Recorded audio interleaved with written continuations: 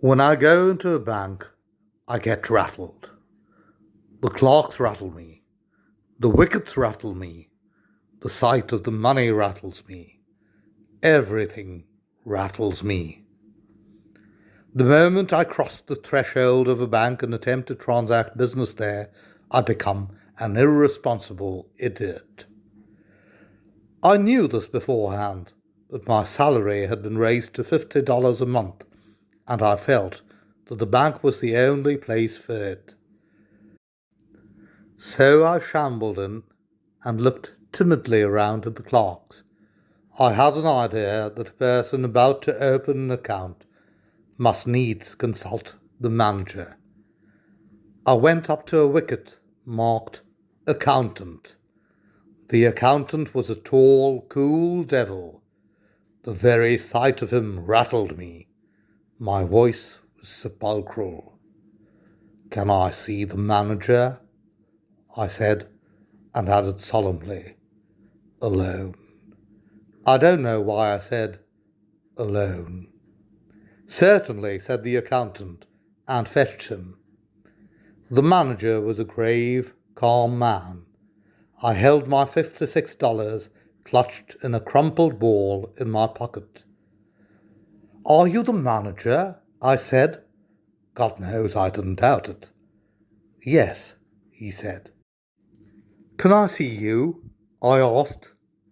"Alone." I didn't want to say alone again, but without it, the thing seemed self-evident. The manager looked at me in some alarm. He felt that I had an awful secret to reveal. "Come in here," he said, and led the way to a private room. He turned the key in the lock. "We are safe from interruption here," he said. "Sit down." We both sat down and looked at each other. I found no voice to speak. "You are one of Pinkerton's men, I presume," he said.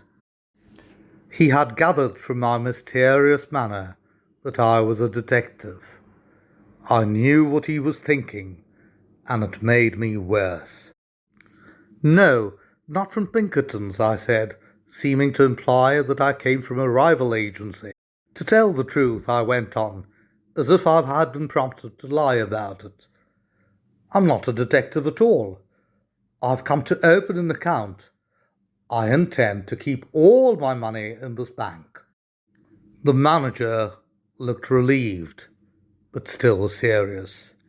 He concluded now that I was the son of Baron Rothschild or young Gould. "A large account, I suppose?" he said. "Fairly large," I whispered.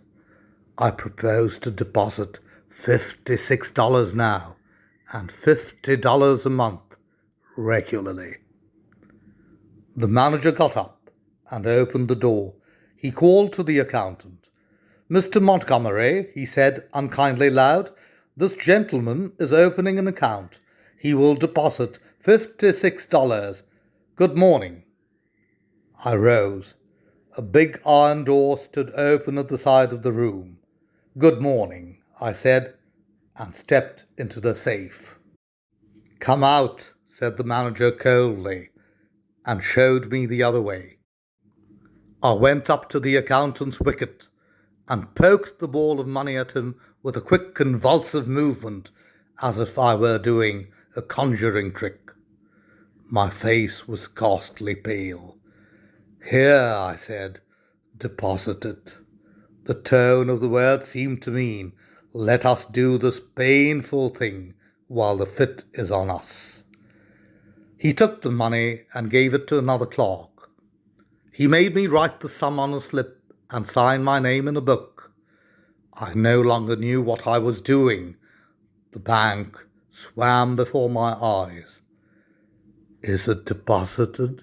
I asked in a hollow, vibrating voice. "It is," said the accountant. "Then I want to draw a cheque." My idea was to draw out $6 of it for present use. Someone gave me a chequebook through a wicket, and someone else began telling me how to write it out. The people in the bank had the impression that I was an invalid millionaire. I wrote something on the cheque and thrust it in at the clerk. He looked at it. "What? Are you drawing it all out again?" he asked in surprise. Then I realized that I had written 56 instead of 6. I was too far gone to reason now.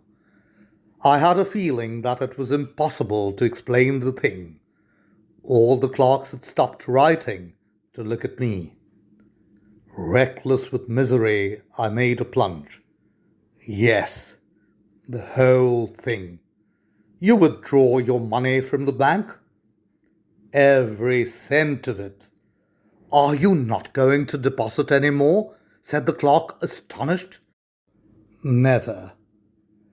An idiot hope struck me that they might think something had insulted me while I was writing the cheque, and that I had changed my mind. I made a wretched attempt to look like a man with a fearfully quick temper. The clerk prepared to pay the money. "How will you have it?" he said. "What? How will you have it?" "Oh," I caught his meaning and answered without even trying to think. "In 50s." He gave me a $50 bill. "And the 6?" he asked dryly. "In 6s, I said. He gave it to me, and I rushed out.